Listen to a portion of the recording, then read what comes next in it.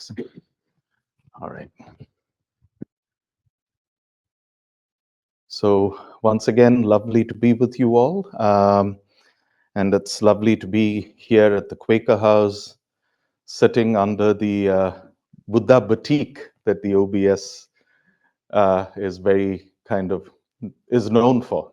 We have a similar Buddha boutique that hangs at Tisarana, and the Lumpur Sumedo had given Lumpur V a silk robe, and that is the robe that was the background, and the batik was actually sewed on to that silk jibon. So it's again something very prized, and we take it out for special occasions. So hopefully it'll hang at the new Dhamma hall at the next event. So please, I invite you all to come, make use of the Dhamma hall. It's been built because of your generosity. It exists for your practice. So it's actually your Dhamma hall.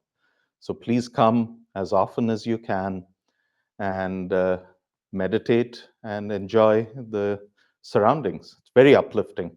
The acoustics are excellent. We did a little bit of chanting the other day and did some recordings, and it's come out very, very well. So yeah, please do come. So, okay. And now we do a half an hour meditation. Is that?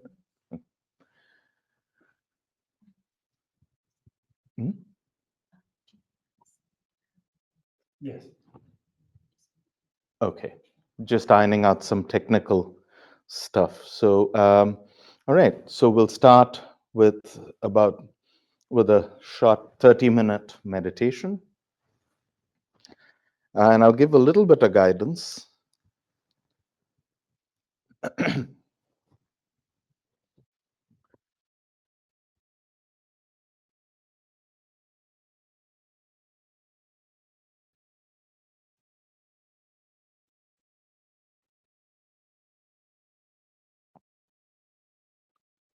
Let's take a posture that's comfortable and at the same time supportive.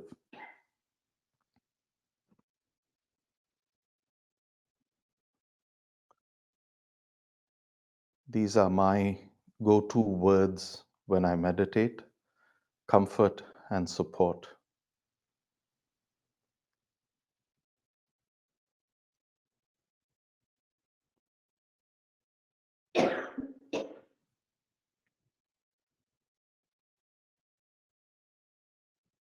Check in with the body, making sure there's no unnecessary stress or strain on any part of the body, particularly because of posture.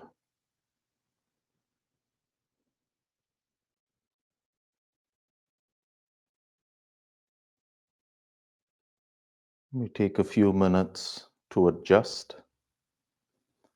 and to ensure comfort and at the same time a stability and support.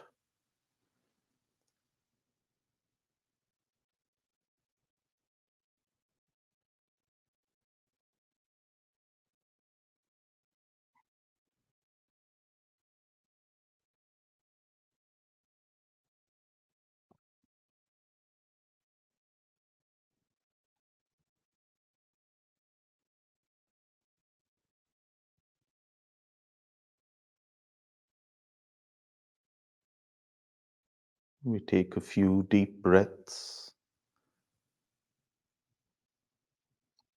just to calm the active mind, to remind the mind and body that we are about to engage in a period of silence, in a period of stillness.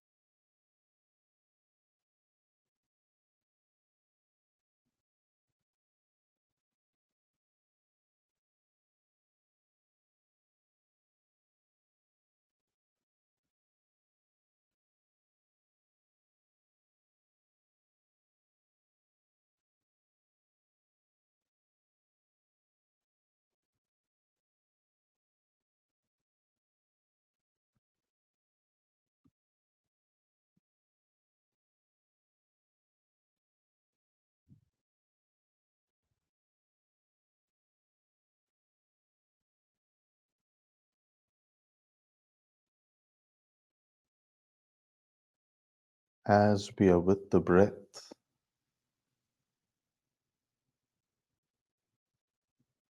we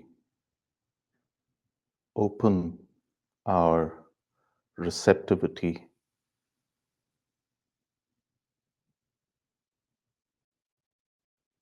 and listen.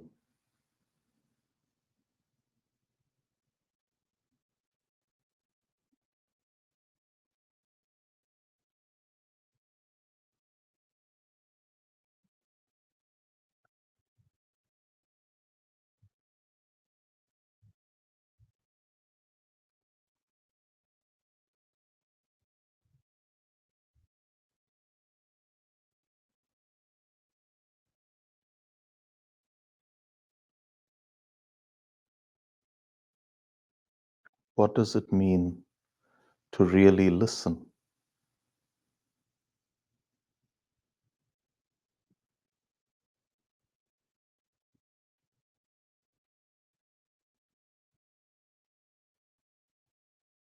Not just sensorially,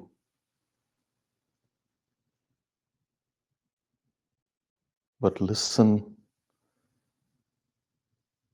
with every cell of our being, our body, our heart, our mind,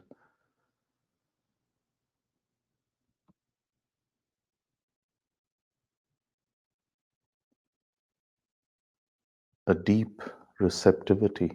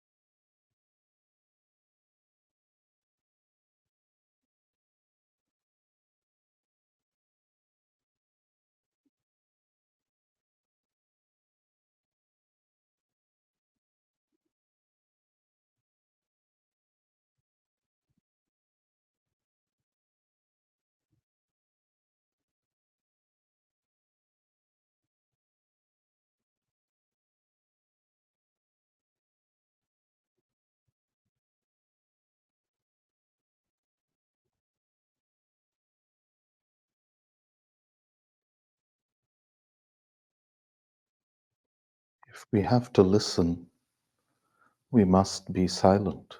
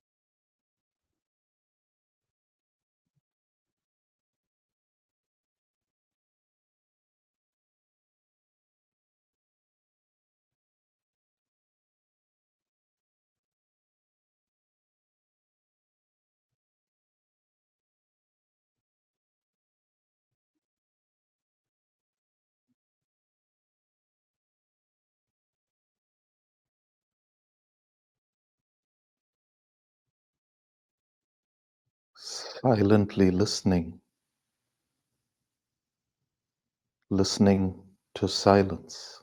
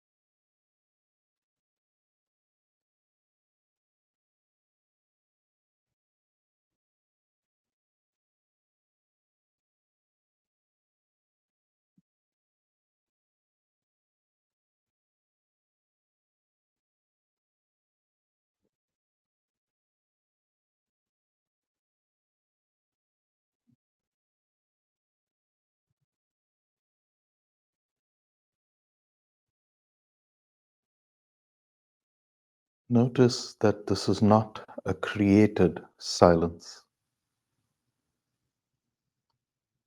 Every thought, every sensation, every feeling, every word originates and springs out of the silence.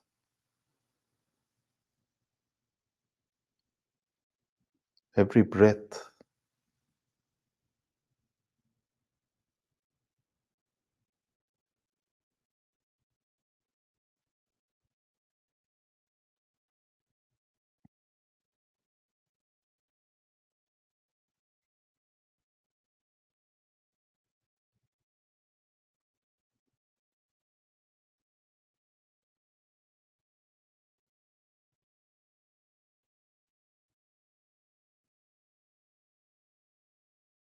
the silence is the witness.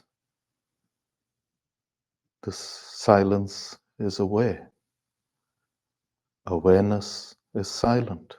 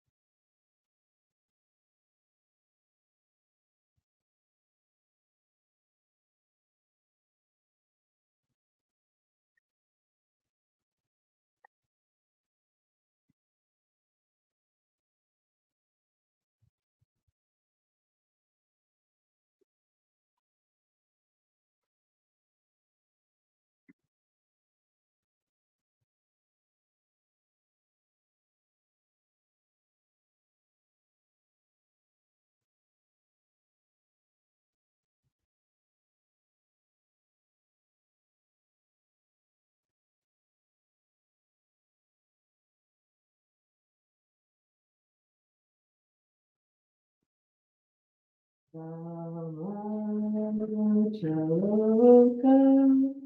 Dipati Sampati Katanjaleyana Divana Mayachata Santi Dasahata Paraja Gajatika. They say to Dhamma Anukam Sivan Pajam.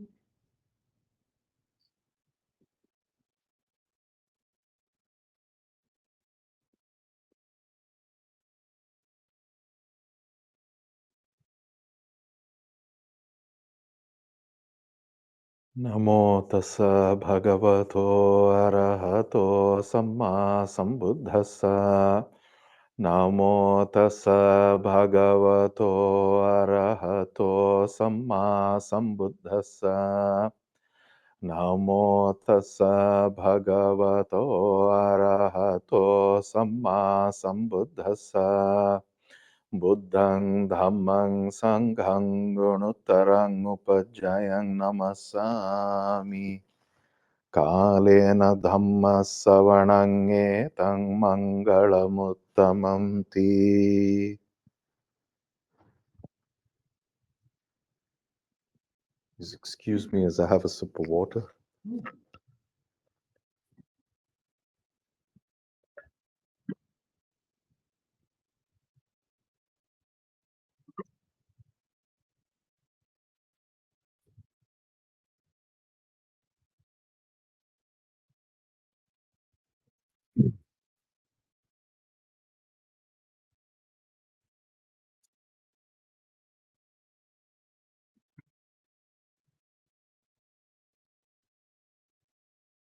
I don't feel like breaking the silence.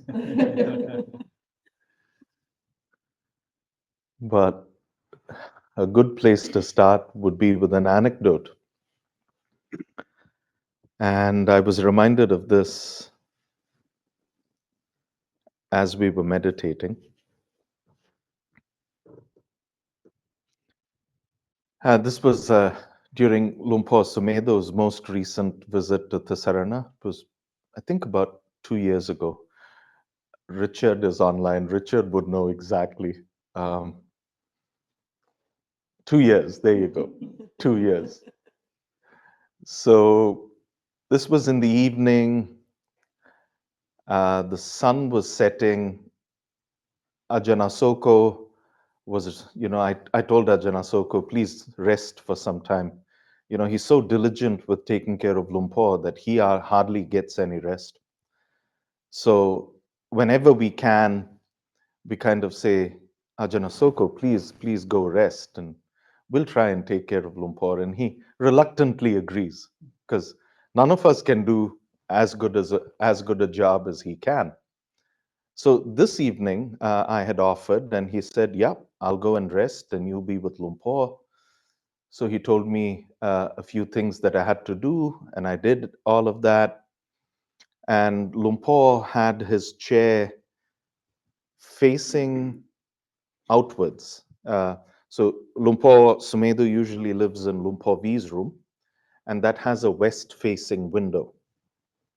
And Lumpur likes to have his chair there, and he would just gaze out into the distance.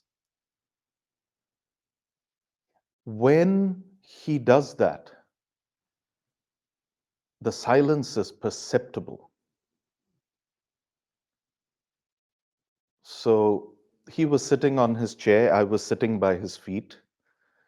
I was looking out of the window, and Lumpur Sumedo has macular degeneration. So, I was looking out, and it was this just gorgeously beautiful sunset. There were streaks of pink and blue and purple, and all kinds of birds at the bird feeder, and the bird song was lovely. And I was sitting by Lumpur Sumedo's feet. I was in heaven. And a thought came to my mind And this was, born out of genuine love. And I had the thought, it's so gorgeous, and I'm so sorry that Lumpur can't see this. And I really felt this very, very deeply. And I was feeling so bad that Lumpur was missing this moment of immense beauty.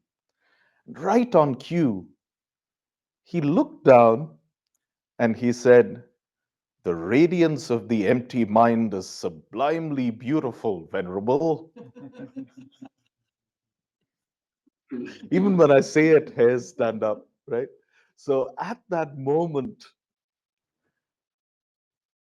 I felt absolutely elated.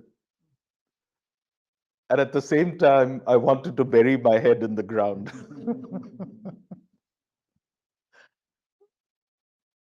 But yeah, when we are with our teachers, Lumpur Sumedo, Lumpur V, the silence is perceptible. It's it's something very special. So I thought I'd start with that, and yeah, paying respects to Lumpur Sumedo, Lumpur V, Lumpur Cha, Lumpur Liam, all our great teachers. It's a matter of great good fortune that we are here, that we have the opportunity to listen to their teachings, we have an opportunity to be in their presence, and we have the opportunity that something really deep is being moved, something really deep is being touched. And it need not be complicated. Something like silence, something like stillness, is that complicated? We make it complicated, but is there a need for complication? If thought arises in a moment of silence, can't it just be like a cloud passing through the sky? So, these were some kind of, yeah, this has been the vein of my reflections over the past few weeks. Um, Silent awareness, receptivity, openness. All these things are very, very tangible. They're in the present moment, easily touched. It's not something that we need to go out and get. It's not something that we need to work hard and cultivate. It's a matter of patience, really. It's a matter of waiting, allowing, being available, being open. And it's a very silent, available, open time at the Sarana right now. The Like I was mentioning, the Dhamma hall is beautiful, absolutely beautiful to practice in. And today is the Uposatha. It's the full moon. So this morning, the monks who were there, all three of us, we gathered and we did whatever we were supposed to do for the Uposatha. And then I left, I came to Ottawa, and just as we were getting into the car to drive to Quaker House, it was the full moon, completely beautifully resplendent in a ring of red light. Um, and it was just so moving just to see that. And it reminded me of the Mangala Sutta, where there's this radiant night, this beautiful night. And these devas come down to Jetavana and they see the Buddha there. And they ask him, "What are the highest blessings?" So I thought, well, this is cool. Might be something nice to talk about. Because we are really immensely blessed to be together, to meditate together, and to be part of what's going on here in this very present moment.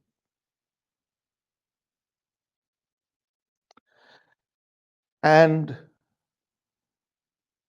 without going into all the verses, there are a few verses that that kind of jump out, that seem pertinent, that seem relevant, and that are worthy of contemplation. And really, that is the reason for all these suttas and all these gathas and all these parittas and all of these, is that it's that there's a huge, huge collection, but then if we pick one or two and keep repeating them over and over and over again, right? Every time we read that sutta or read that piece, something new presents itself. There's a deeper understanding, and I think that's very important. And that's one of the hallmarks of the Thai forest tradition, is that we are not a scholastic tradition. We are a tradition that is deeply experiential. But that doesn't mean that it's without a basis or it's without an intellectual understanding. It's just that the intellectual understanding and the basis of reflection, contemplation, curiosity, all these are, we kind of, in a sense, limit them to a certain area. And then we go over that over and over and over again and get really good at that and get really deep into that. Because at the end of the day, if you take any of the Buddha's teachings, it always comes back to the Four Noble Truths, comes back to the Noble Eightfold Path. So instead of being adept at 150 or 200 or 300 suttas, why can't we take one or two and go really deep into that? So creating a depth of experience, a depth of wisdom, a depth of understanding, rather than something that's broad. I mean, there's a lot of, um, I mean, it has its place. I mean, we do need scholastic monks, but then apart from that, apart from the scholastic side of things, what is it that touches us? What is it that really makes a difference? What is it that when we use it, when we understand it, we get up feeling refreshed, we get up feeling light, we get up feeling blessed? This idea of Mangala, what is it that is auspicious? Auspicious not in some kind of removed, remote cultural capacity, but in a capacity that actually touches the heart, in a capacity that brings the heart to silence. That is the cultivation, right? The Noble Eightfold Path is something that has to be applied to our individual circumstances. We have to try and understand it. We have to learn how to apply it. And that application comes only with an openness, comes only a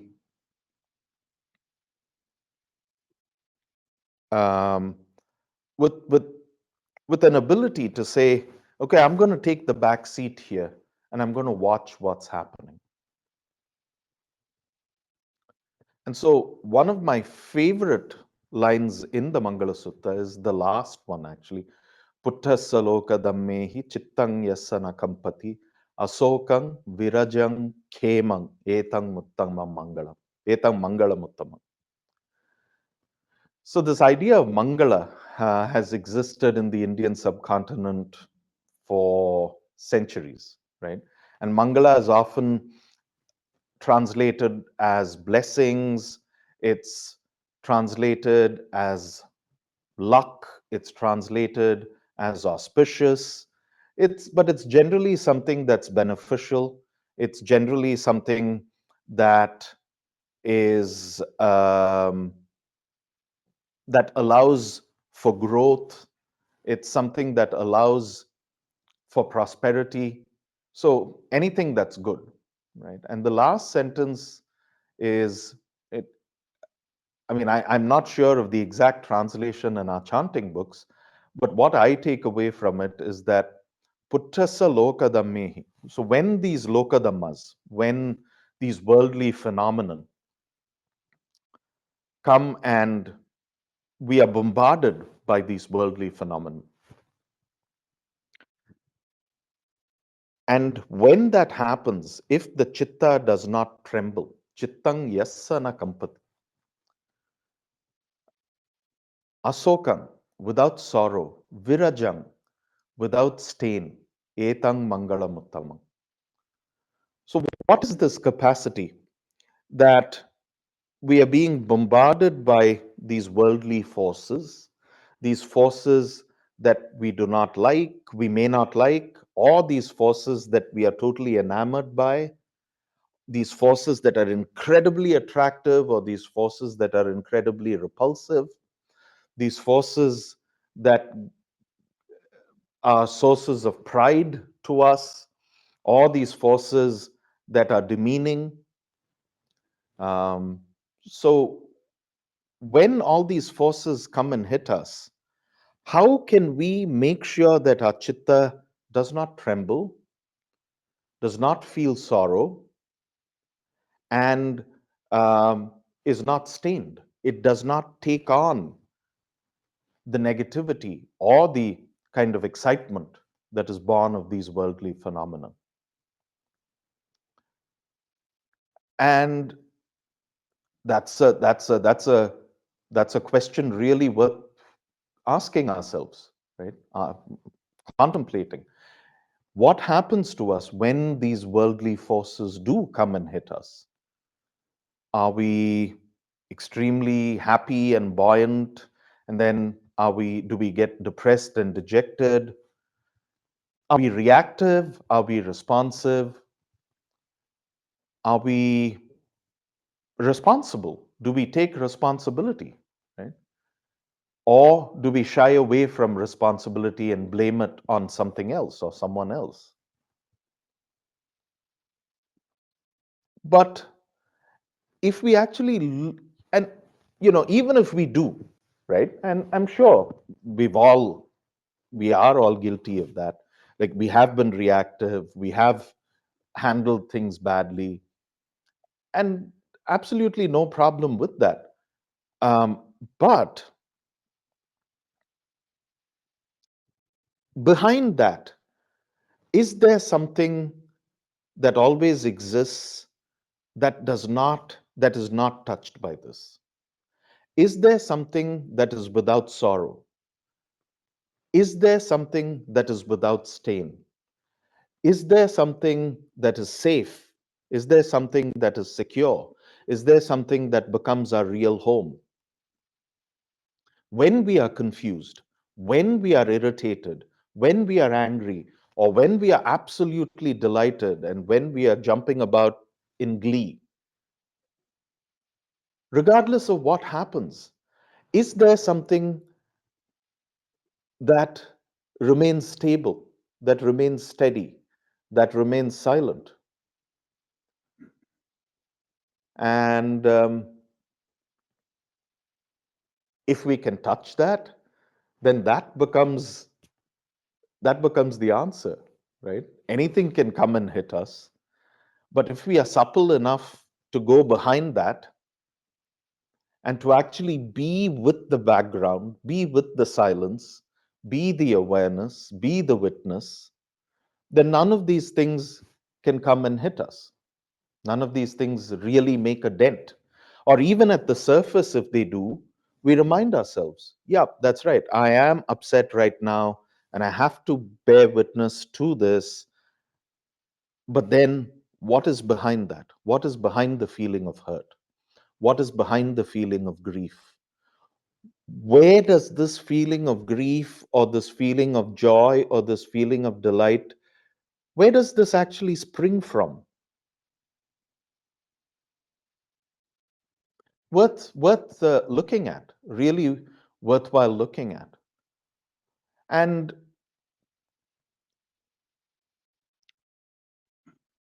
is there some way of being with that silence, being with that awareness, being with that receptivity, being with that sense of openness all the time or as far as possible, right? And it's a question of becoming familiar with it. It's a question of befriending it. You know, it reminds me of the story when Lumpur Cha, or the anecdote when Lumpur Cha said, if you're by a watering hole in the forest and you're keen on seeing all these animals that come to the water hole, and you keep running around here and there, you're not going to see any animal. But if you just stay in the background, be absolutely silent, then all the animals will come to the watering hole and you can see them, right? So, is there some way by which we can sit by the watering hole and we can watch all these things come and go, right? And do we need to really restrict that to the half an hour we spend on the cushion? Or can it bleed out into everything we do right from the moment we wake up till the time we go to sleep, and possibly even during sleep time as well?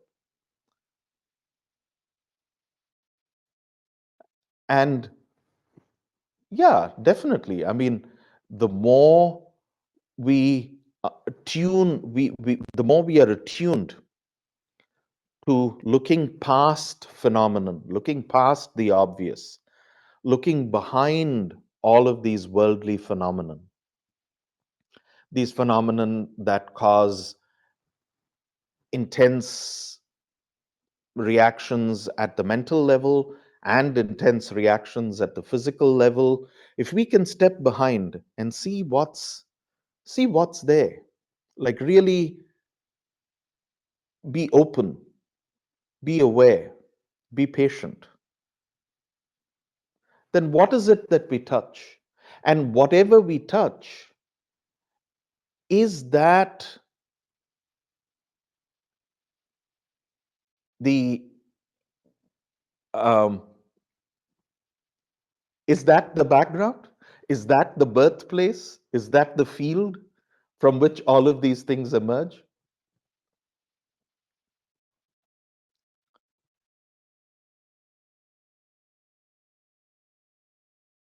And how like um, how do we keep with the simplicity of this? I think that's the key point.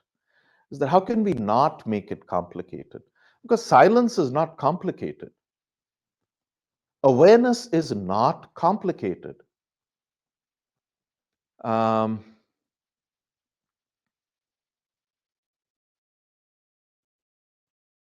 so you know, as a lot of you know, I come from India, and one of the practices that a lot of the Hindu ascetics take on are vows of silence. You know, they even Mahatma Gandhi used to go into these vows of silence, and they have a curious habit. Okay, they announce to whoever's there, I'm going to be silent for 40 days. And they just won't talk, but they'll be communicating using a notepad and a pen. Now, is that silence? Is that silence? Or can we be absolutely silent even when we are talking? Can we be absolutely silent when we are eating? Can we be absolutely silent when we're playing with Bruno?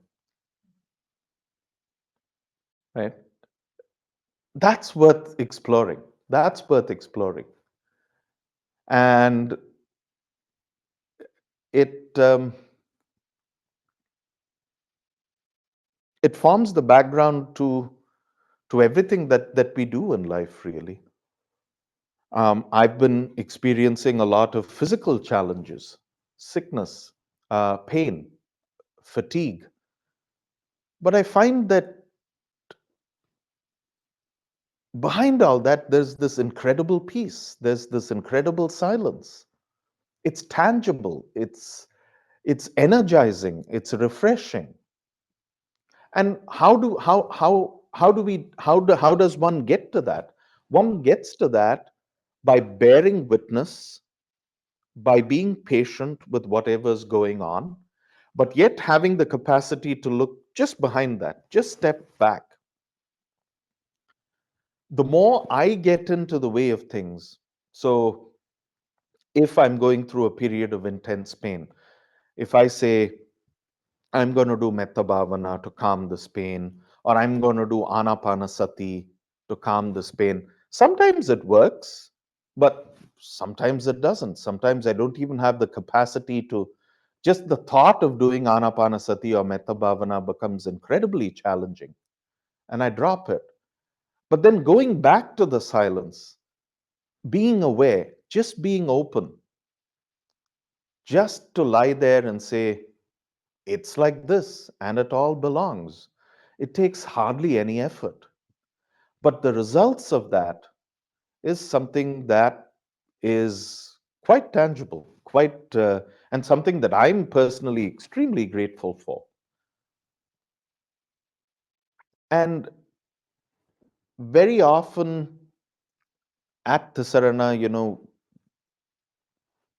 people come and they say, oh, Bante, my meditation's not going really well, and I have this problem or that problem, I'm not able to focus, I'm not able to concentrate. Yeah, why do you need to focus? Why do you need to concentrate? What is this idea of concentration? um, if you say you if you I mean, i can understand I can understand if if there are all kinds of other difficulties that are clouding the practice, say, um, you know, it's more realistic for someone to come and say, I'm incredibly busy because I have a job, I have two kids, I have a full time, my mom is sick full time and I have to take care of her, or I have to take care of my daughter or son. Those things are a little more realistic, and those things are kind of valid reasons that might be concerning. But to say, yeah, I'm sitting here, I do have the time, but I sit and I try and I can't concentrate. That's really, I mean, why? Why? I mean, what's the idea behind this? Why do we need to concentrate to meditate? Meditation is a holiday of the heart. I concentrate for a maths problem. I concentrate when I try and balance my set of accounts, or when I have to write a balance sheet, or when someone has to cook or they have to do carpentry. That requires concentration. That requires a kind of mental engagement, that requires skill, that requires knowledge. But does meditation need all this? Or can we simply say, I'm just going to sit and watch what's going on? All I'm going to do is to be available, right? Because if I'm concentrating with an agenda. No one concentrates to concentrate, right? I concentrate because I want to get samadhi. I concentrate because I want to get jhana.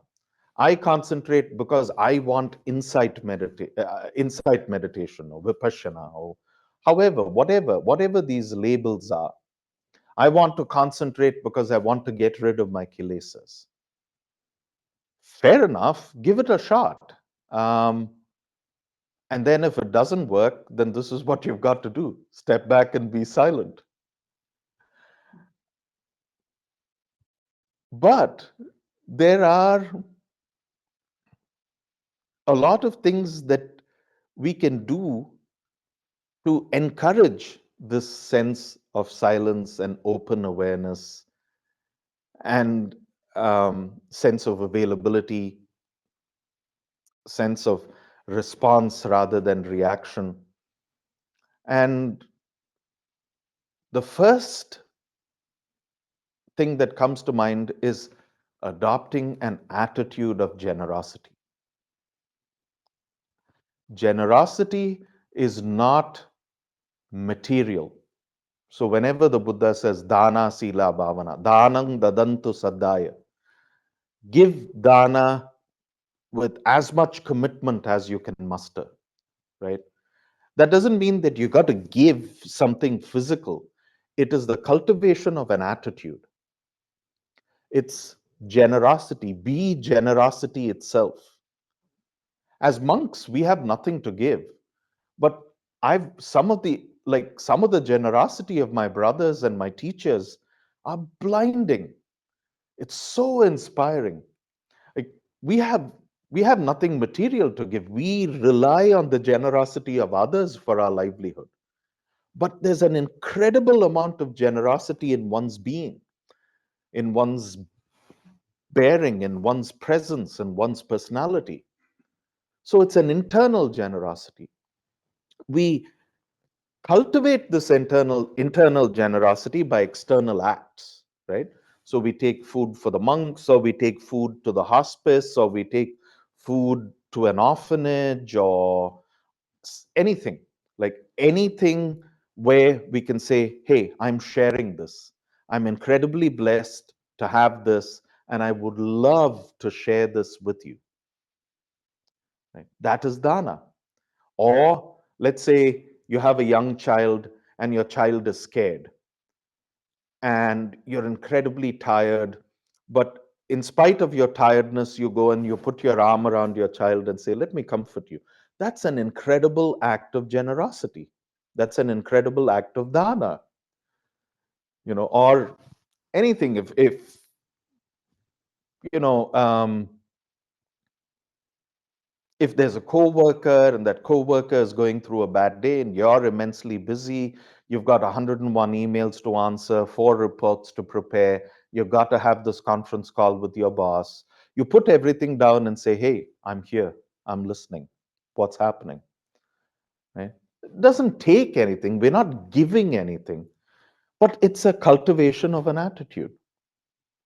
And it's highly uplifting, not just for the recipient of that kindness, also for us. Because at the end of that interaction, we say, I've done this really, really well. I've quoted this earlier, but um, I was working in the US in Colorado in 1999, and I visited Canada for the first time as an adult in 1999. And during that visit, I went to a Tim Hortons, right? And I ordered, as most Indians do, a steep tea, right, with cream and sugar. So the person who was serving me gave me the steep tea and said, I said, how much do I have to pay? And she said, it's free. I'm like, I'm sorry? And she said, yeah, someone else has paid it on. So someone else had a cup of tea and they said, okay, the next person who wants a cup of tea, I've already paid for it. And I was incredibly, incredibly touched by this. A small act, right? By someone paying for that extra cup of tea, it's not going to make him or her poor, nor is it going to make me rich. But to be the recipient of that, I'm in this country, I'm a visitor, I know nothing about this country. I'm here and I'm visiting. I go to buy a cup of tea and someone else has paid for it. That was incredibly, incredibly uplifting. So what did I do? I did the same thing. I said, okay, here's enough money for 5 cups of coffee for the next 5 people who come. This is how an economy of gifts, an economy of giving, an economy of generosity, this is how it takes shape. We may think that, yeah, I'm doing this dana, but it has a profound effect. Sometimes the effects are visible, sometimes the effects are not visible, but there's always an effect, and it's always positive. And along with that sense of generosity, we need to have a sense of morality, a sense of responsibility, being responsible, and ultimately being responsible in the sense that if I don't want anything done to me, I will never do that to somebody else. And that's sila. That's sila. Very often, when we approach sila as if it's a list of things that we have to do. And if we can't fulfill it, or if we deviate from it, then somehow we are doing something bad, or somehow we are doing something wrong. But instead of looking at it that way, how about looking at it with a little more, um, with a little more of a relaxed attitude to say, if this were done to me, I won't like it, so I'm not going to do it to somebody else. It changes the whole tone of it. Then it becomes a mahadana. So the first one was cultivating a spirit of generosity. And then in many of the Buddhist teachings, sila or precepts is said to be the mahadana. So it's the highest order of generosity that we can practice, because we give the generosity of trust, we give the generosity of protection, we give the generosity of safety, we give the generosity of honesty. We're being really generous with these really precious things, right? And this becomes our default mode, that yes, I want to do what's right, I want to do what's responsible, and I want to do it in a way that it benefits me and it benefits everyone else around me. And then precepts don't become a set of rules that we put tick marks or check marks against, but it becomes a lived, a felt attitude where I can say, no, I don't like it if someone comes and pinches my stuff. I'm not going to pinch somebody else's stuff. Then it becomes personally meaningful, absolutely meaningful. And as long as we have this attitude of generosity and this attitude of responsibility, then the attitude of mental cultivation comes naturally. Nothing needs to be done for it. And the word bhavana, it's like, if you look at it from the Indian linguistic context, bhavana means experience. It's the experience in the present moment. Like, I know in Theravada, it's usually framed as cultivation, right? But if you actually look at Lumpur Sumedho's, it's like this. That's actually bhavana, and it all belongs. That's actually bhavana.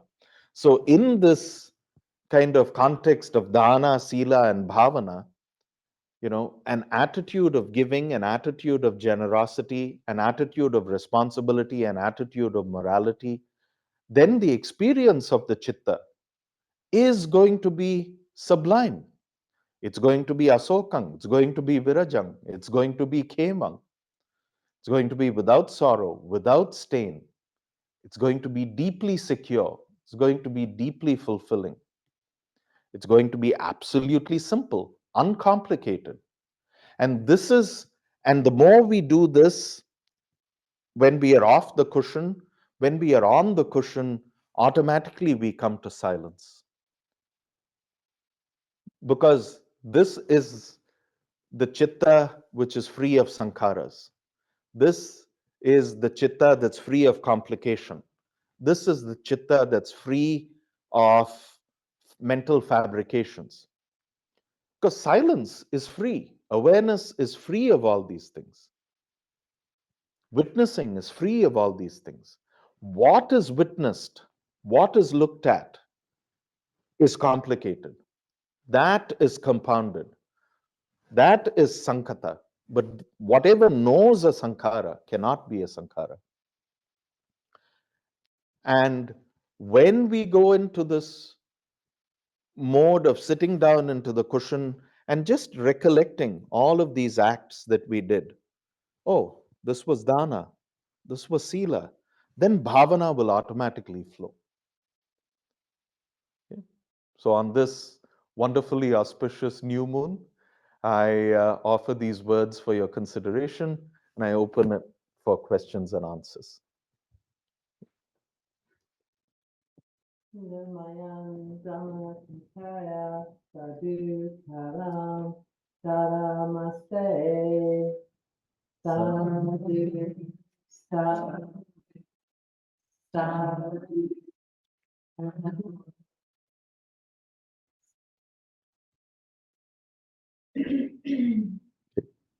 Thank you for bearing with me as I bombarded your silence.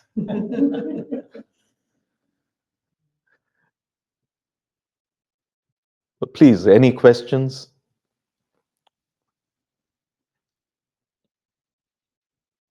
Yes, Jay. So in the silence and the openness,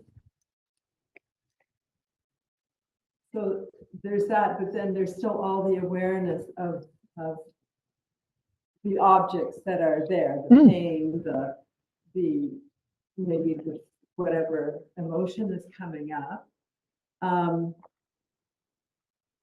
So one has to stay open to that. Yes. Yes, in that process. So I guess sometimes it seems as though it's hard sometimes because that if it's really strong, it becomes, yeah, I don't know, it can get overwhelmed pretty. Absolutely.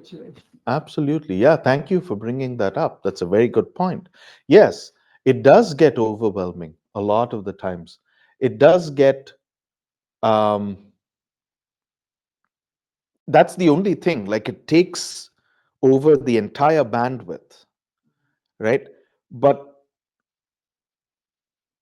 okay, in my case, I've experienced that enough to say, okay, I can't do anything about it. So all I have to do is accept it. And then going behind that, because we try and we have to do things that are responsible. So if I'm in pain, I take my meds, I get medical help, I make sure that I'm physically comfortable, um, and I make sure I follow all the advice that my doctor gives me. And then if the pain still continues and it becomes stronger and stronger, then it comes to a point where you say, I just give up. And if one is kind of patient with that, then it becomes possible to go beyond, or the doorway opens to go beyond. It's hard to explain. It's hard to explain.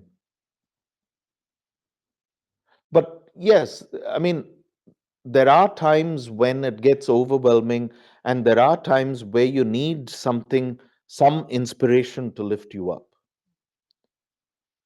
And those are the times when I close my eyes and think of Lumpur, or I think of my mom, or something like maybe someone who's really close to you and who's made a deep impact in your life.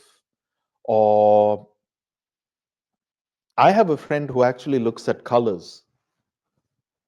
So when he's going through intense physical pain, he has certain colors and he looks at that, and that kind of gives him comfort.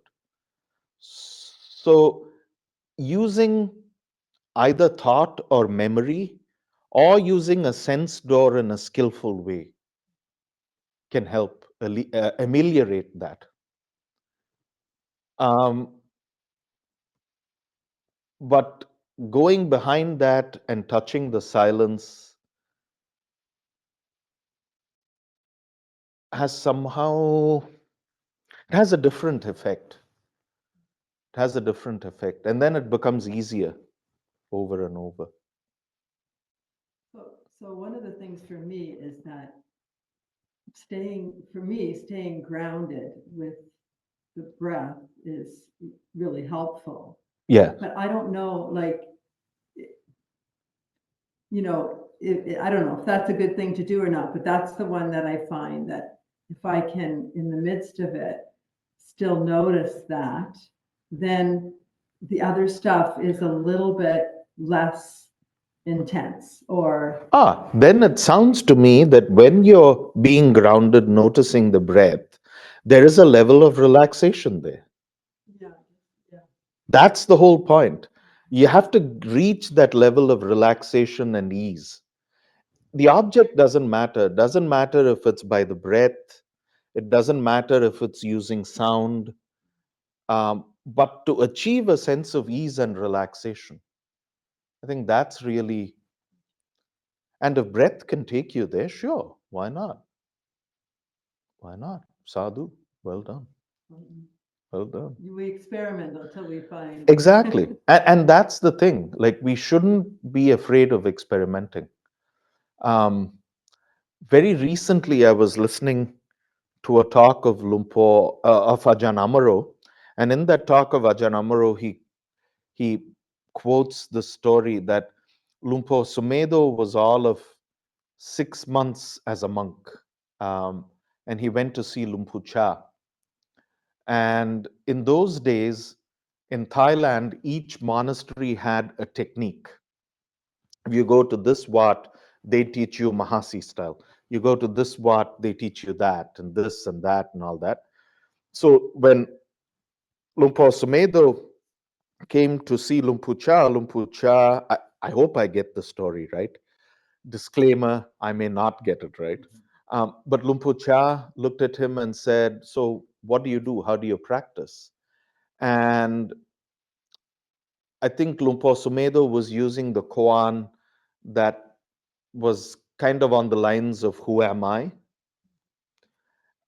And Lumpur Cha, and so when Lumpur Sumedo answered the question, he kind of thought that Lumpur Cha would say, "No, no, no, you got to stop doing that.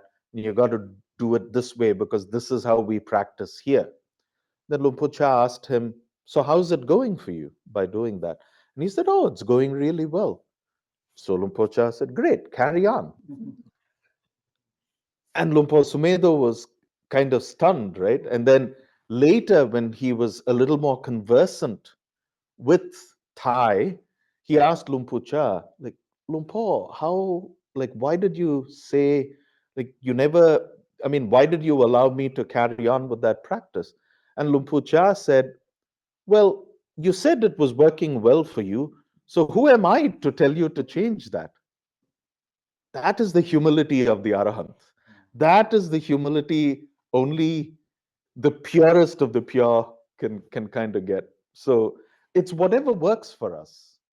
We have to be confident enough to try a couple of things and not try and alter our experiences to suit a technique or alter our experiences and our kind of uh, thought pattern to match a certain sutta. No, no, no. The suttas, they're guidelines. They'll tell you how things work. But it's up to you to take that and make that work for you. That's individual. That's why nibbana is an individual pursuit.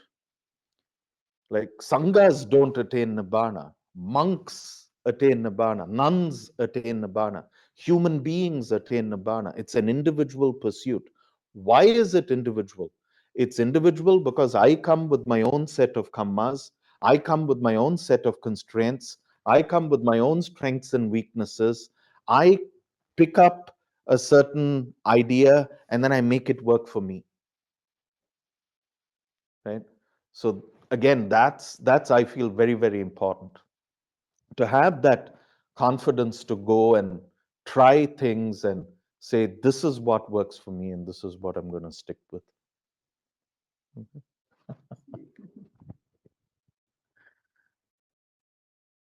Yes. Anyone else?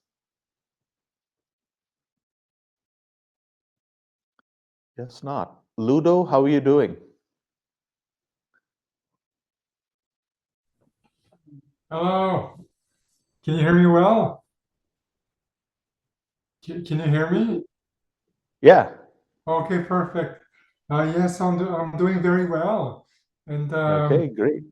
I wanted to thank you for your generosity because by being there in the robes, it's very inspiring for people like me, and it's very uplifting. So just by being there, wearing the robes, just just that is, like you were saying, an act of generosity, and I can feel it.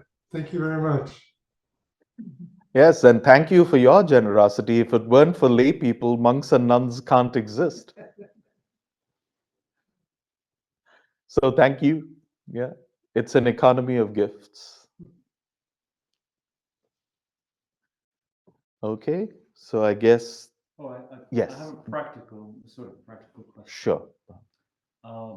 It's just a meditation related Please, question. yes. So, I was lucky enough to be on meditation on retreat with Ajahn Dhamma in September. Yes. It was a beautiful retreat. A few of us Yes. went along to that.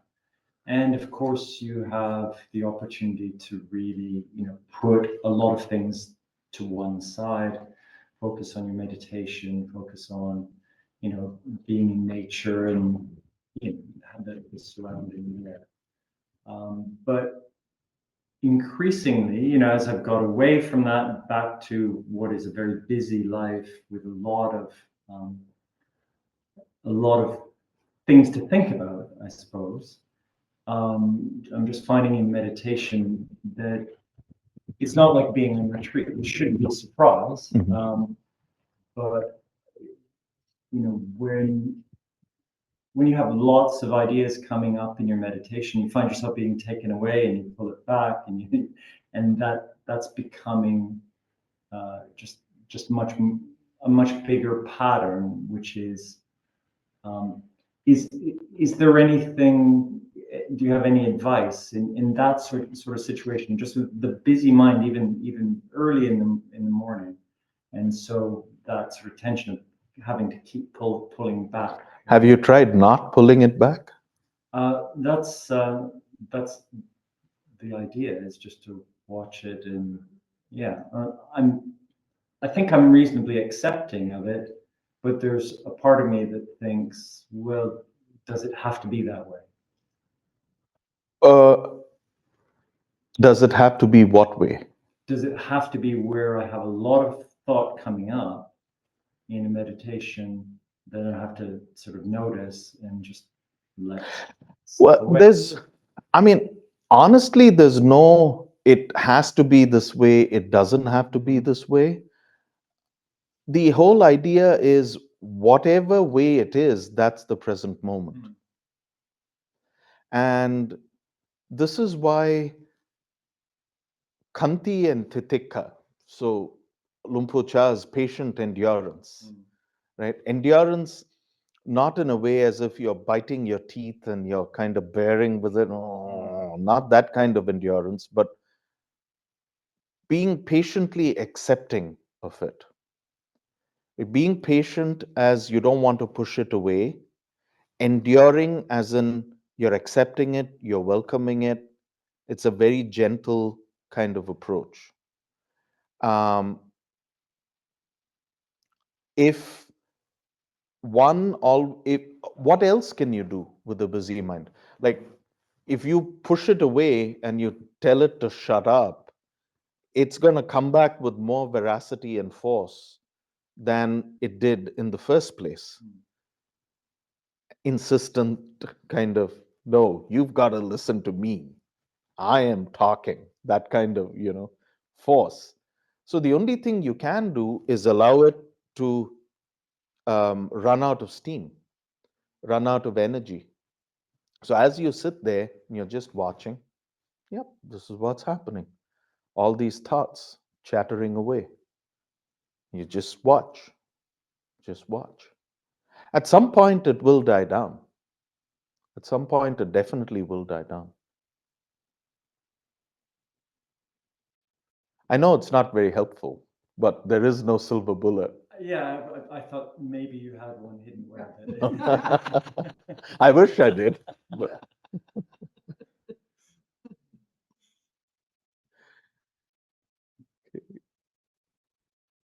okay, so if there are no other questions, um, so There is a hand. there is a hand up, and that is Gabriella. Gabrielle Tanbiku, hello. Hi, Gabrielle. How are you doing? Hello. I'm well. Hello. Thank you. Um, Thank I, you for joining I, us. Yeah. yeah, I want to mention an image I use when I have that crazy monkey mind.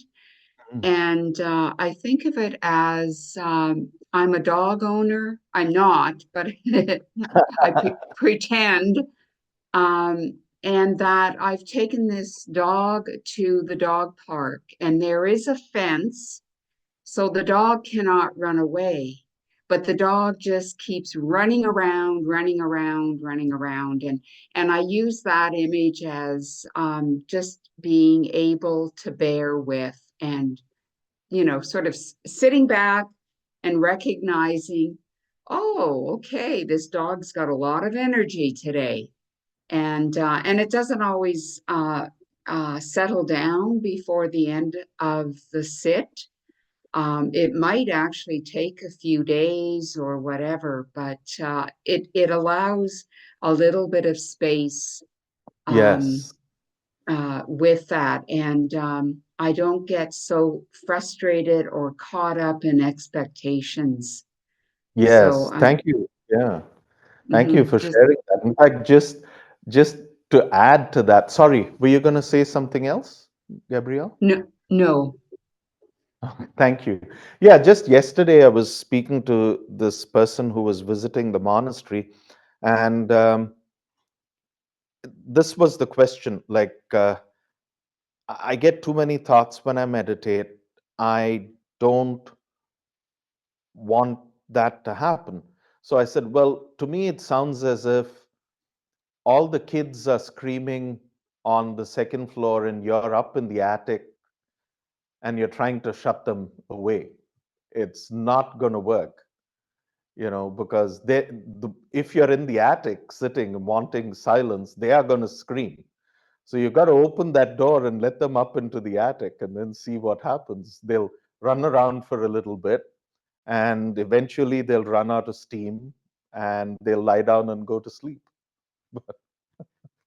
Yeah, these are very useful, and I love, Gabrielle, I love your allegory because I love dogs, and we Just so have you know. Bruno. We had Bruno at the monastery, but luckily he's a very calm dog. So Yeah, yeah. I did have a chance to meet him this summer when I visited, and oh, good. yeah, and I will admit I'm a cat lover, and when I do meet a dog, I lean over and say, "You're perfect, except you're not a cat." You're not a cat. Yes, that's a good one. That's one for the history books.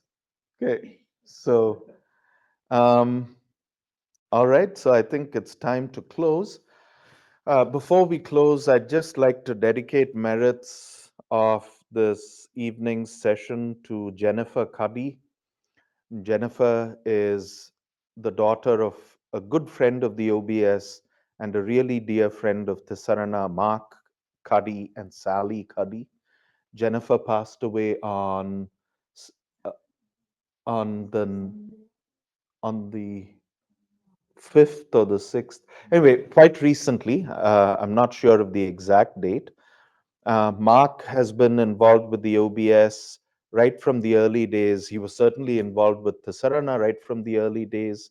He helped with the finances during our establishment. And then more recently, he spent 2 years as the treasurer.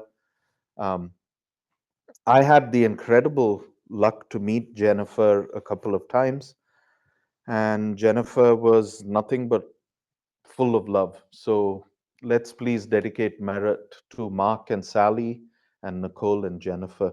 And we'll chant the dedication of merits, which is, well, if you have this, it's page number 27. But we'll do the English. Through the goodness that arises from my practice.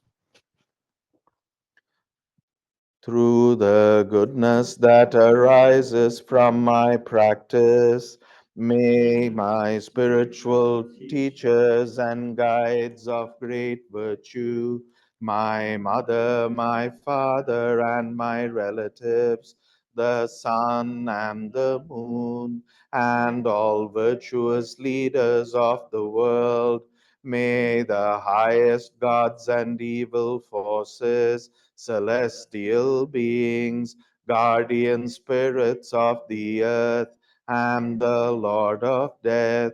May those who are friendly, indifferent, or hostile, may all beings receive the blessings of my life. May they soon attain the threefold bliss and realize the deathless. Through the goodness that arises from my practice, and through this act of sharing, may all desires and attachments quickly cease, and all harmful states of mind, until I realize Nibbana in every kind of birth. May I have an upright mind, with mindfulness and wisdom, austerity and vigor. May the forces of delusion not take hold, nor weaken my resolve. The Buddha is my excellent refuge. Unsurpassed is the protection of the Dhamma. The solitary Buddha is my noble guide. The Sangha is my supreme support. Through the supreme power of all these, may darkness and delusion be dispelled.